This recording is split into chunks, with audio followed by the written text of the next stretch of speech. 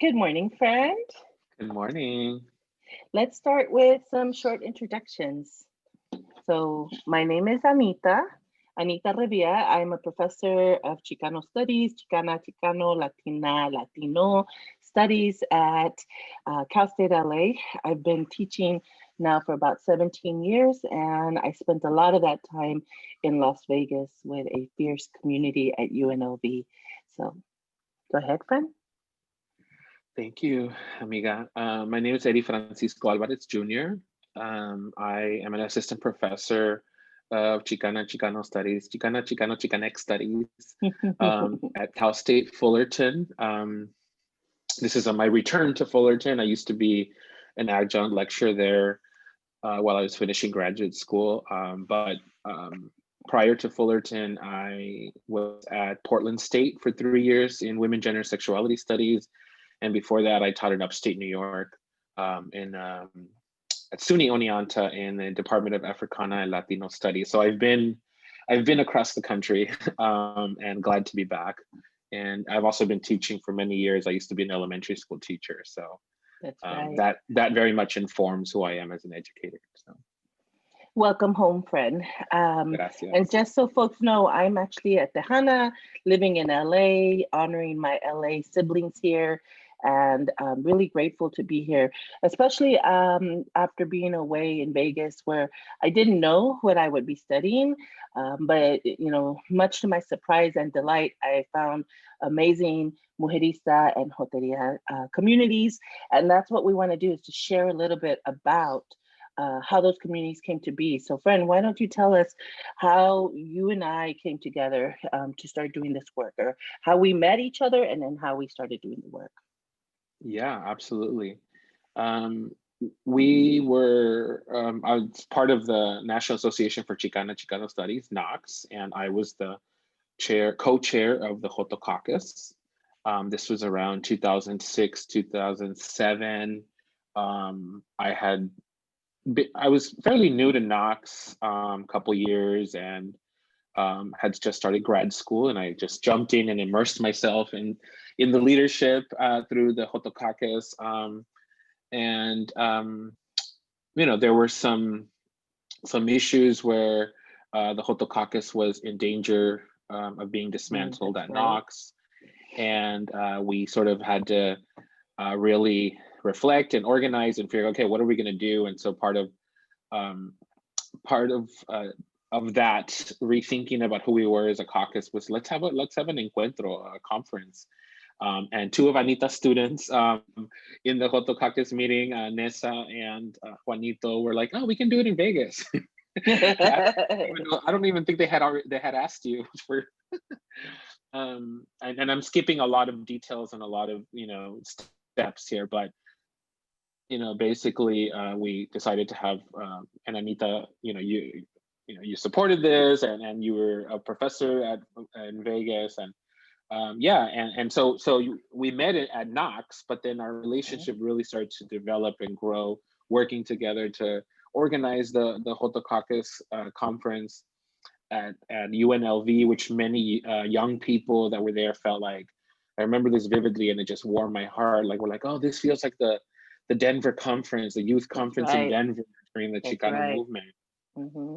And I think, I was just like floored by that, that they felt like, there was such a pivotal moment in their lives, and since then we started to, continue to work with Knox and the Joto Caucus. We brought together the Lesbian by Mujeres Caucus with the Joto Caucus. We had a conference in Oregon and UCLA, Oregon, Cal State LA, and then eventually many of us got together and decided let's create our own organization, AHAS, the Association for Joteria Arts, Activism, and Scholarship. And our friendship and our collaborations and our leadership we've been doing it, growing together since then, and I'm so grateful for that. So I don't know what you want to add to that. Yes, I actually love hearing your telling of it, because our memories are always so fragmented, but yet we fill in each other's gaps, right? So I love that. I first attended Knox as the year before I went to grad school, I was living in San Antonio, and my friends who were machistas in San Antonio were like, let's go to Knox. And I was like, okay, what is that? I had gone to school in the East Coast, so I didn't even know anything about it. So at this point, I had a bachelor's and a master's, and it was my first time attending a Knox in 1998, right? So it was a long time ago. And then the following fall, I started grad school at UCLA. And so I did MOX, MOX, Mujeres Activas en Letras y Cambio Social. And then fast forward, I think the year before you met Juanito and Nessa in San Jose, we also met Yosimar and a bunch of other queers. All the queers were out in full effect at Knox in San Jose. The year before that, I had I was kind of filling in on the board. I wasn't on the board, but for some reason I went, I know what it was. I was probably the lesbian caucus chair. And I did that for a few years. And I was invited to one of the I forget what they're called, but they're basically the board meets before the conference so that they can plan. And that was when Ronaldo Macias was suggesting that perhaps we didn't need the Joto caucus or the lesbian bi trans caucus, which I was a part of. And we even fought to change it to lesbian bi trans because it was originally lesbian caucus. But, of course, this ever inclusive queer algebraic formula, as Juanito has called it, right? Like there are more of us represented beyond lesbian and gay. And yet, so here we were like moving to change that. And simultaneously, they were trying to get rid of it. And Michael James Garcia and Ernesto Martinez were also on the board. And it was a really difficult time because we were feeling, attacked, underrepresented, marginalized, etc. So it was really beautiful to think about the following year, you all were like, we need to claim our own space. And I also want to just acknowledge Michael was the first one who had this vision for a Joteria Studies organization, and the first one that told me about it. And so in Pasadena, I forget what conference that was, but the Pasadena conference, that's when we came together and said, we must have a Joto focus conference. And it was at that time the Joto caucus, right? And so that was happening simultaneously with the stuff that you were doing. I was in Vegas trying to figure out my life, trying to figure out who to study, what to do work on, because I never expected that I would end up in the middle of the desert. And again, that's when I encountered these fabulous feminist and queer student activists who were the leaders, right? Who were pushing me and supporting me to create Joteria space. So it's really amazing. We got together at that Joto caucus in Las Vegas, and it became an actual organization. Maybe 3 years later, we went to Berkeley and we created the Association for Joteria Arts, Activism, and Scholarship. So we would love to share more about that work of creating the organization and what Joteria Studies is, what a house is, and we'll do a little bit of this today, and then we'll continue it in future conversations. So, Fran, if you would like to lead us with your work, I would love to hear about it now. Sure. I'm gonna go ahead and I don't want to show you my messy desktop, so I first have to bring up my presentation. Although you will see all my little windows there. Let's see, share screen.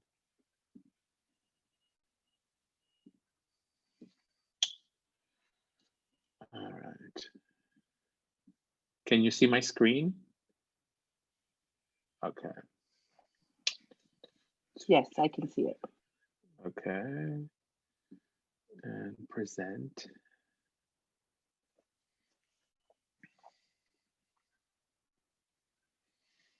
All right. So I'm calling this for this purpose, this presentation or discussion of my research, which of course has been informed by, you, Anita, and feminist, queer scholars, mujerista scholars, and the folks that I've met through the years at Knox and AHAS and in graduate school and all of the folks that have shaped me. So I just like to really honor the fact that this project, this research is not just mine. You know, it's a project that that has shaped since I was a little queer, I guess. You know, just going back to when these stories began to emerge and these interconnections. You know, so I just wanted to honor that. Finding Sequins in the Rubble, mapping Latinx, LGBTQ, Latinx oral history narratives of Los Angeles. This is a little snippet of my book project. I'm working on a book about this, and so the title for the book will be, you know, have the Sequins in the Rubble part in it, but it'll be somewhat different. The artwork that you see in this slide is by a dear friend of mine who's up in Washington State, Adrian Garcia. I met Adrian at SUNY Oneonta when they were a psych counseling intern there. So they were only there for 1 year, and we became great friends. Another queer Chicano in upstate New York. It was like, wow, what's, you know, but I did a presentation like this one, and Adrian later created this artwork for me, which they felt represented, or it was inspired by my research, this idea of finding sequins in the rubble. So they use like sequins and like, you know, found items, you know, trash, debris, and that little butterfly pendant. So I'm so grateful for the artwork that was inspired by my research, and I hope to be able to use this, you know, on my book, in my book cover maybe, or somewhere. But I also wanted to honor Adrian's beautiful artwork that for me definitely also speaks to the research. Okay, next slide. In thinking about going back to, you know, the influences in my project and this idea of sequins in the rubble, which I'll talk about more in a second. And Anita, please feel free to jump in at any point and ask questions, you know, or for clarification or anything like that. But when I was in high school, still trying to figure myself out, and it may have even been middle school, so my memory is kind of blurry there in that regards. But a good friend of mine and I used to go to this thrift shop, Kathy's Boutique, which is still there in North Hollywood where I grew up. So please support them, check them out. You know, they've also struggled because of COVID, but Kathy and Ernestine are the couple that you see there in the image, who have been together for many, many years and were one of the first queer couples, you know, like out queer couples, interracial, you know, couple that I met, and their vintage shop was so inviting. They were so inviting. Kathy and Ernestine were like my queer madrinas, like queer women of color, lesbian, you know, madrinas. And I really thank them, you know, because they provided that space for me to still trying to figure out who I was, you know, and going to this vintage shop. And of course it was the 90s and we were into like actual vintage, you know, and I was into thrift shopping. You couldn't always afford the things that they sold there because it's kind of like, you know, kind of pricey, because they also they would supply the studios with, you know, vintage stuff for their movies or whatever. But you know, occasionally they would give me a little gift, and their shop was all over. There was like sparkly, glittery sequin stuff, right? From like flapper dresses to like, you know, the jewelry in their case there that you can see. And it was just so some of my early memories of coming of age as a queer youth in LA, North Hollywood specifically, are tied to Kathy and Ernestine's boutique, Kathy's boutique, and the sequins and the sparkle of this very queer space, and people would come in and they would introduce us to each other, like, hey, do you know Eddy? And but also just as a hangout and as a place where I could just be myself, and like, even though it was just a place I would sometimes walk and pass by on my way to school or my friend's house, but it has such a pivotal place in my life, And so in my research, I've been interested to figure out what are the spaces like Kathy's boutique that have been important in people's journeys and lives, right? And so I talk about Kathy's boutique in my project in relation to my own journey. My own story is threaded throughout my research, because we can't erase ourselves, right, from our work. And so I tell my coming of age story, not as a way to center myself in the research project, but in terms of the interconnectedness of these histories in LA, in terms of Jotería, right? And as I continue, I would like you, Anita, and others who may watch this in the future to think about all of these different stories that I'm telling, that I'm sharing, in these different spaces like Kathy's boutique, as little sequins, these little lentejuelas, right? That we are then threading together, right? Sewing together. And so as I am doing my research, I'm threading these pieces together. And I talked about this in the essay that I have in TSQ on finding sequins in the rubble and trans Latinas in LA, and the role of fashion in their lives, and the role of sequins specifically. And I write about Bambi Salcedo and a few other trans Latinas, Latinxes in LA. So you can read a little bit about that there.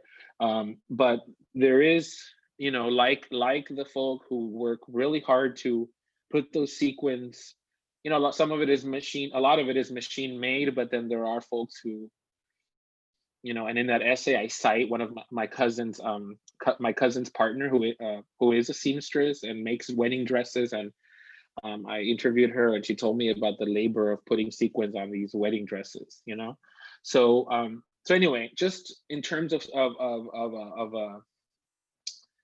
a visual, right? Or something to think about is that these, and how sequins are, they kind of look overlay, like they're there, but then there's like little rows, but it looks like one big, and there's different types. There's like strips, or there's individual, right? So a lot of what I'm bringing together in this book project, I'm going to call it that, this book project, and these stories are in, like the different kinds of sequins. Some of them are sewn together already, some of them aren't, some of them are big pieces, some of them are strips. So that's sort of what, in terms of methodology, some of what I'm thinking about.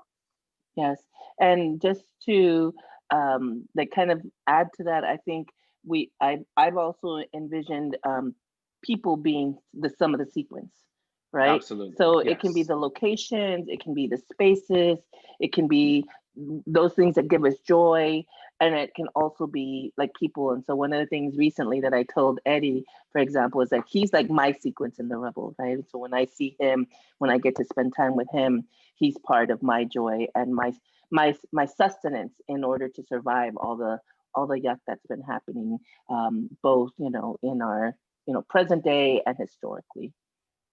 Thank you. I and likewise. And yes, I'm definitely the people, all of the people that I write about who have shared their stories with me, and I'll talk a little bit more in a second about how those stories that I collected, those queer oral history narratives, have shaped this theorizing, right? And I'll say a little bit more. But this project, just very quickly, is an interdisciplinary, multi-sided, multi-method approach. I'm an interdisciplinary scholar trained in Chicana and Chicano studies, UC Santa Barbara. And before that, I was trained in literature, Spanish, literature, but always very much also into cultural studies.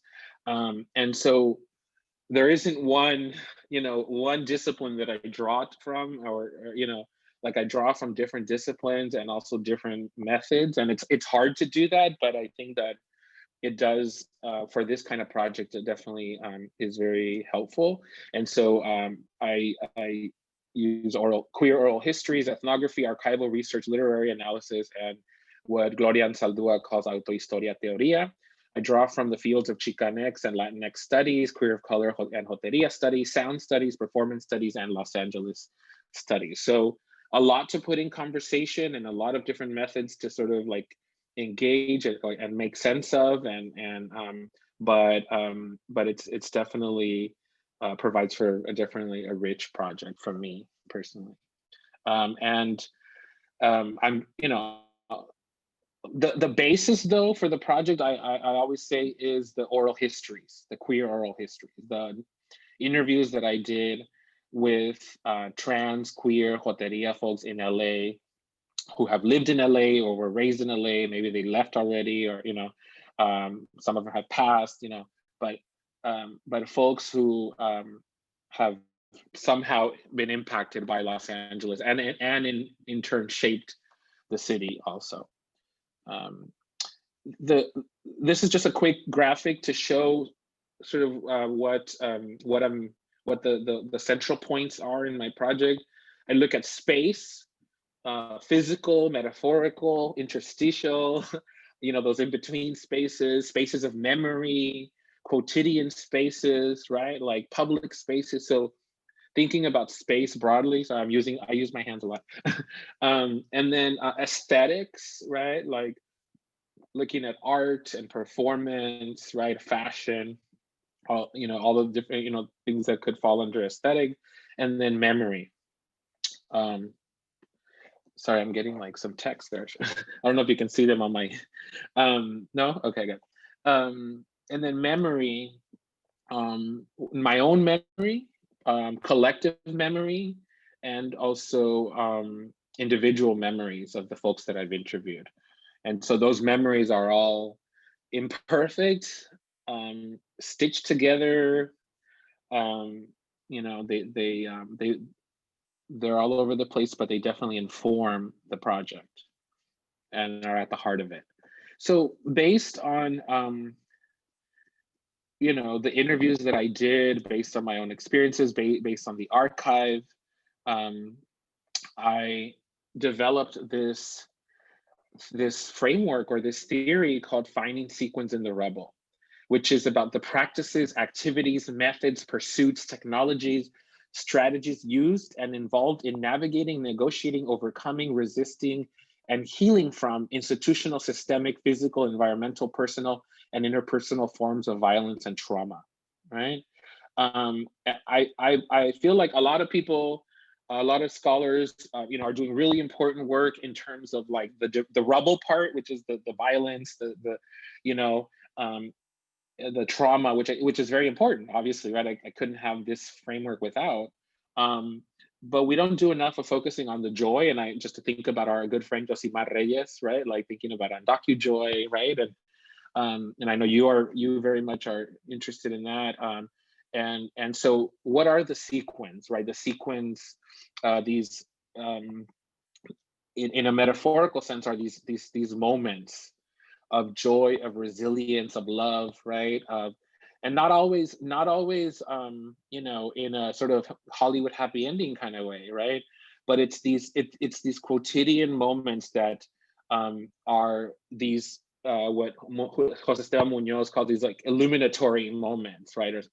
And so in the theorizing this idea, this metaphor, I do a genealogy of what sequins are, and I don't have, you know, slides to show you that, like sort of tracing that genealogy here, but I talk about sequins like from their origins, from when sequins were discovered in King Tut's tomb, to sequins used in voodoo, in Haitian voodoo flags, to the sequins in Juan Gabriel's jackets, you know, in terms of Jotería popular culture, and Walter Mercado's, to the sequins on Bambi Salcedo's dress at the GLAAD Awards, which I do analyze in that article, to the sequins at Kathy's boutique, you know, when I was growing up. And so the sequins have been everywhere, right? The physical sequins, like literally like the lentejuelas. But they also function as a metaphor, right? For this, and I'll get into in one of the next slides, Gloria Trevi talks about un mundo de lentejuelas, a sequined world. What is that sequined world of liberation, right? And I want to like, you know, just say that when I first started writing about this, there were some people who I would present like at Knox and other conferences. They're like, well, you know, but you know, what about this, right? Like maybe I wasn't in the point where it was really grounded yet, right? But what, you know, what I respond to that was like that this concept comes from listening to the oral histories of people who have, you know, survived abuse, you know, trauma, abuse, right? Like almost dying crossing the US-Mexico border and other borders, right? Like have survived, are survivors, right? Our warriors. And I remember thinking as I would listen to folks, thinking like, wow, like, you know, like it just left such an impact in me, right? And then I actually wrote this creative piece for in grad school for a class I took with Chela Sandoval, where this idea of sequins in the rubble came up, right? And she was like, yes, like say more about this, you know? And so it's this metaphor that came out of like witnessing these different stories, right? And the more that I've done, presented on this, and the more that I've sort of continued to do this work, I think that people see the value, have seen the value, right? And can connect it to their own lives too, right? It's a framework that I've been asked, is this only about LA? And it's like, well, yeah, my project is, but you can extend this idea of sequins in the rubble to look at other places too, and other experiences. And the rubble part, I also do this genealogy of rubble. And in that I talk about what is the violence? What are the different forms of trauma, right? What is the environmental issues that folks in LA, you know, the earthquakes that happen in LA,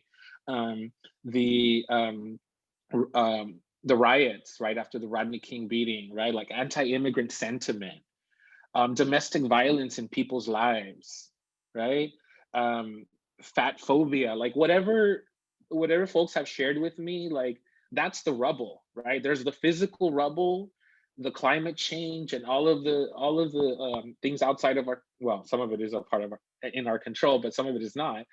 And then there's these other more personal and intimate forms of rubble and debris. And so I theorize that and I trace that. And so, you know, still working on that. So let's see. Thank you, friend. I'm gonna do a time check, maybe 2 more minutes. Okay, yeah, that works. Yeah. So some of the sites that I look at are nightclubs, immigrant rights marches, restaurants, performances, but also performance as a framework, activism, the lives of activists like Bambi Salcedo, Roland Palencia, who's a Guatemalan activist and queer Guatemalan activist in LA, intimate moments. For example, like when Bambi Salcedo shared with me that when she was a kid, she you know, worked to buy some patines, some roller skates, right? And that's such a vivid memory for her. Popular culture, song lyrics, and I just want to briefly here show you some of the lyrics from Gloria Trevi's song Todos Me Miran. I don't have time to play the song, but you can see that the last line here, and I looked at the night, it wasn't dark anymore, it was sequined. Y miré la noche, ya no era oscura, era de lentejuelas, right? And so that's another sort of like site, right? Discursive site that I draw from to then talk about. So it's like the oral histories, the Juan Gabriel's jackets, my own stories, Bambi's story, right? So I draw from all these different places to theorize this. And then this is, speaking of pop culture, Lucia Mendez, a Mexican pop star who several people that I've interviewed have talked about in terms of shaping them as a young queer person. And Sibeli is a trans woman who worked at Plaza nightclub, who also was very much part of the narrative of someone that I interviewed for my research. And Sibeli in the book will definitely have a central role in terms of how I talk about her memories. Immigrant rights marches from 2006 in Los Angeles.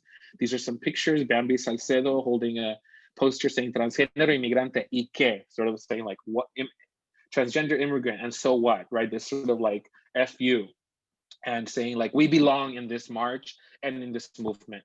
And Bambi has been so inspiring to me in this process. This was a group, multi-gender, multi-ethnic, multi-generational group of people that marched together in LA. And I'm in there somewhere.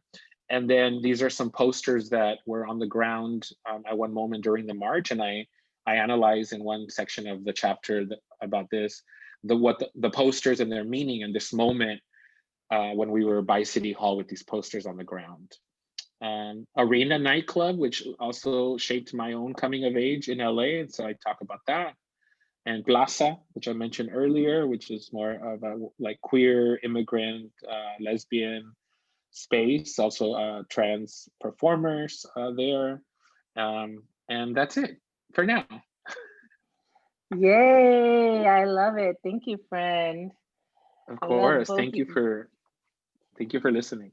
I love both your sequence that is your platform and your background and the people and the images. So amazing. Thank you so much. Thank you. And that's just, again, a little sliver of it.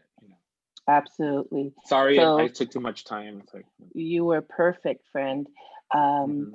So I'll get started, and I'll just say that your work is so resonant. It resonates so much with the work that I have been doing in my own. Both our personal lives and our professional lives are so aligned with each other, right? And so I'll start just by saying that your sequence in the Rubble is overlaps with the current work that I'm trying to articulate, which is mujeristas and Jotería folk as spirit protectors, right? So it's like we both give hope, and we're that glimmer of hope, and we're also each other's protectors. And I'll say more about that in a second. This is Briseida and Desiree, who did a beautiful podcast, visual podcast. They started it a few years ago, and I think it's on hold right now, but if you look up Mujerista on YouTube and on Facebook, you can find some of their work. And the first video is called Mujerista, ¿qué es eso? So make sure to check that out, and they kind of break it down for us. These are really good friends of mine who were formerly students of mine in Las Vegas. And so I'll start out with this concept of mujerista, right? So I started studying Chicana Latina student organization at UCLA immediately, like 1999. I started there in the fall of 98. I got a flyer from them about their conference that said, Reconstructing Revolution, right? And as a good Chicana activist, I was like, yes, revolution, what are they talking about? And really what they were talking about is the internal work of creating the revolution within us, right? Creating the changes within us. And I have to give all honor and respect to the Raza women. Before them, it was my mother and early activists who were guiding my mujerista just consciousness, but I had not articulated it the way I was able to do with them, right? Until I was in the space with women and queer people who were, and eventually gender fluid people who we're identifying these concepts and articulating them in a way that I had never been exposed to before. So it's really powerful. This is a definition that I came up with back in 2004, which is right around the time that I was finishing grad school. I started teaching in Las Vegas in, excuse me, the fall of 2004. And so Raza Women helped me articulate this definition. I was part of the organization for the 6 to 7 years that I was there at UCLA. So a mujerista is a woman identified Chicana Latina who considers herself a feminist or a womanist, right? So similar to Alice Walker's definition of womanist, having that long history and legacy to racial struggle and community connected through racism and ethnic identities. So one of the things that they articulated was that they used the X to replace the J, and it signified a connection to the ancestry and languages of Mexico and Latin America. It also signified indigeneity, and it signified our complicated layers of, identity.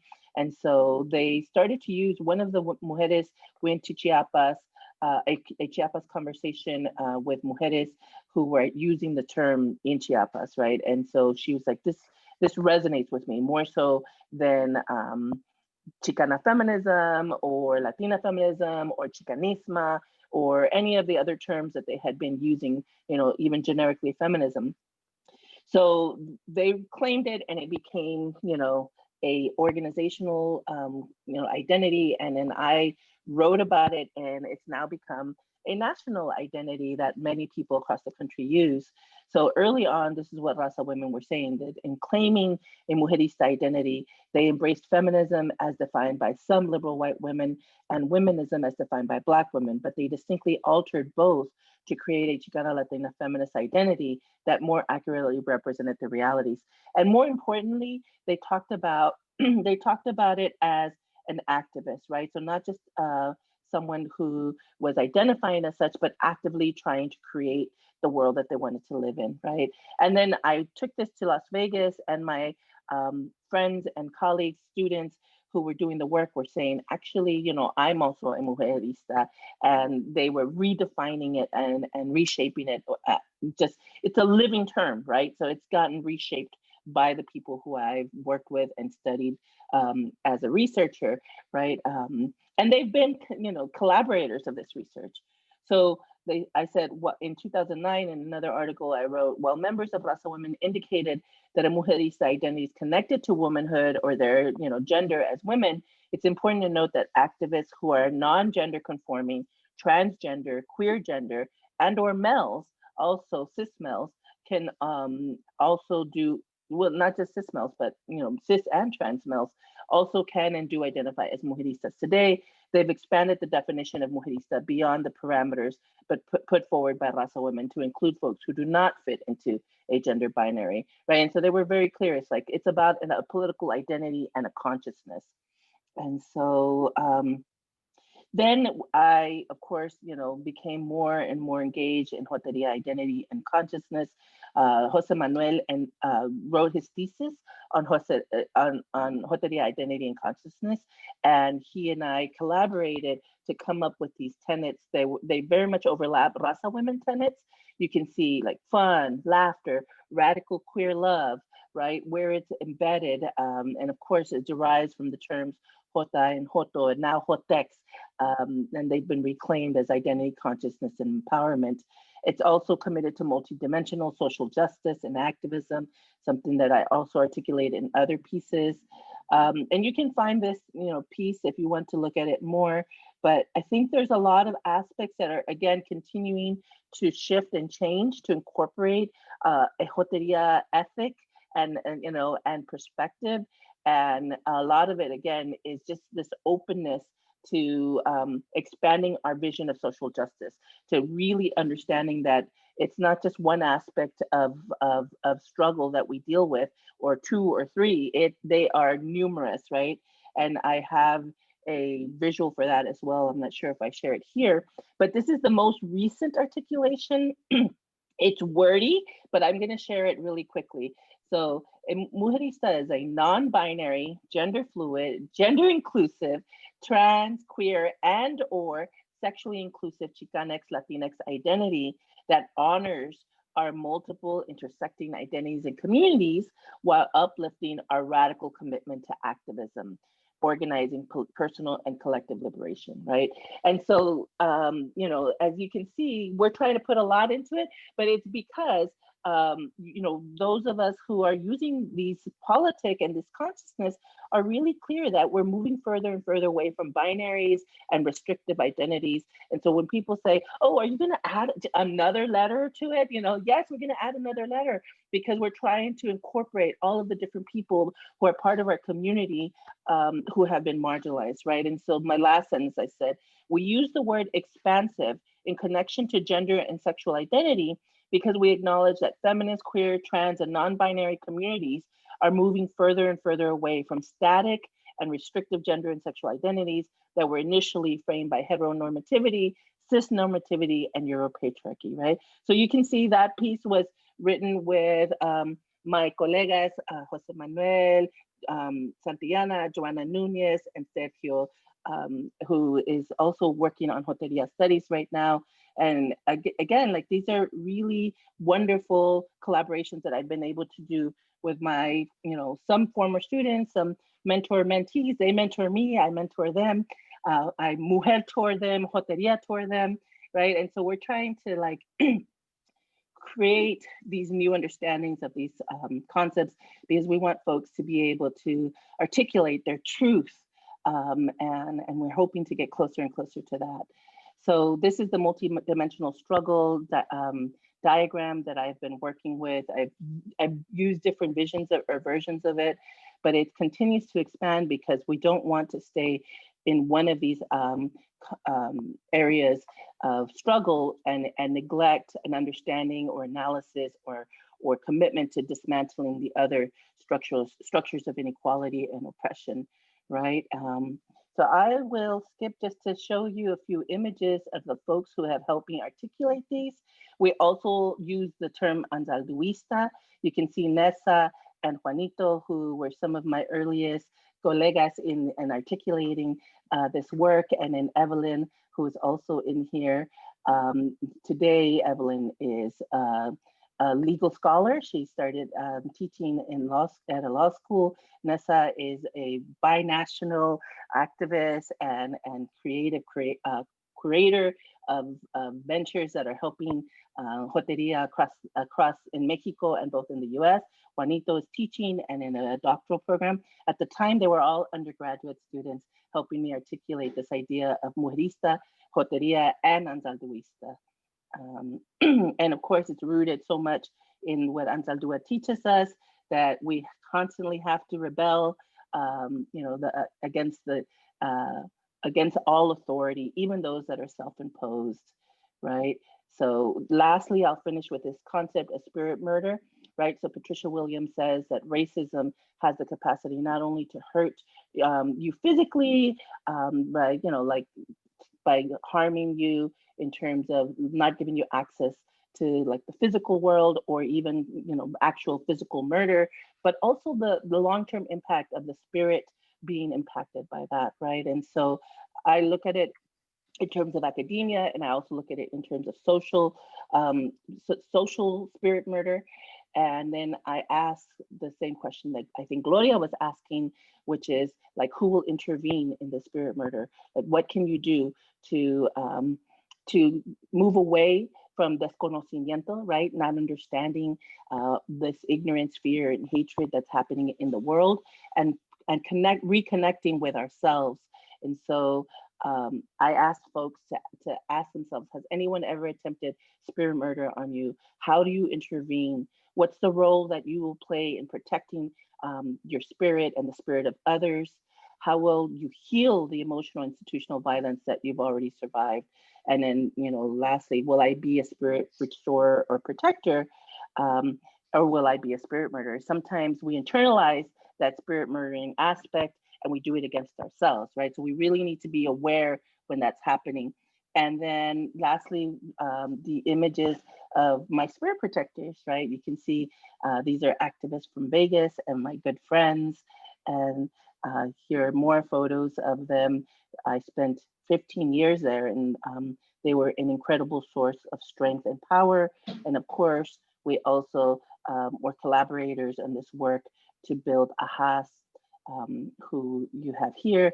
And again, my colega y hermano Eddy is part of that community. And I would say that mujeristas and joterias are our spirit protectors. Love is how we heal as we face all of these isms and phobias, and how we solidify our strength. So that's it. Thank you so much. And I You're definitely, the overlaps are so there between our projects. I mean, this, obviously we, our lives are overlapping, but this path to this conocimiento, this, is definitely a way to find sequence in the rubble, or is a process of. So exactly. Thank you. I'll stop the recording and I'll thank folks who have engaged with us. And I will say that we'll add some resources and links at the end and share future pláticas and discussions that that my amigo Eddy and I are going to engage in. Thank you, everybody. Thank you.